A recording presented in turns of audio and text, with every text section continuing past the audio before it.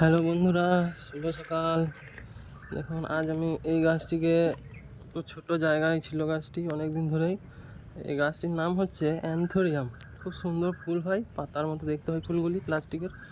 1 মাস ধরে এই ফুলগুলি থাকে, খুবই সুন্দর দেখতে। দেখুন একটি ধরে আছে আমার গাছে, আর এই যে ফাঁক থেকে আরও বেরোচ্ছে, এই যে ছোটো ছোটো বেরোচ্ছে। আর এটা শুকিয়ে গেছে, এটা কেটে ফেলে দেবো।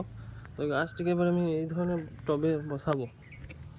দেখুন এই প্লাস্টিক টবে, খুবই সুন্দর ডিজাইন, দেখতেও ভালো লাগবে এই টবের মধ্যে এই গাছটি। তো আপনাদের এই গাছটি কেমন লাগলো অবশ্যই জানাবেন কমেন্ট করে। খুবই সুন্দর গাছ। তো এই গাছের গোড়া থেকে শিকড় তৈরি হয়। তো দেখুন এই 3-4টি হয়েছে, এইগুলো আমি আলাদা আলাদা করে বসাবো। দারুণ লাগে এই গাছটি। এটি ফুলও দেয় এবং এর রোদের প্রয়োজন হয় না, জল একটু মেপে দিলেই হয়। এই গাছটি খুবই সুন্দর, আপনারাও লাগাতে পারেন বাগানে। তো আজ আমি এটি আবার নতুন করে প্রতিস্থাপন করব, আর এটি আমি লাগাবো কোকোপিটে আর ভার্মি কম্পোস্টে, সার আর কোকোপিটের মধ্যে এটিকে লাগাবো। এটি লাগানোর নিয়ম আছে অনেক।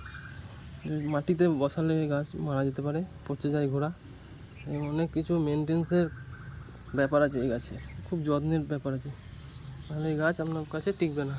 তো আজ আমি আসছি, আবার আসবো অন্য দিন অন্য কোনো ভিডিও নিয়ে। সবাই সুস্থ থাকুন, সবুজে থাকুন, গাছ লাগান, পৃথিবীকে সবুজ করুন। ধন্যবাদ। আমার ভিডিওটি ভালো লাগলে লাইক, শেয়ার এবং কমেন্ট করে অবশ্যই জানাবেন।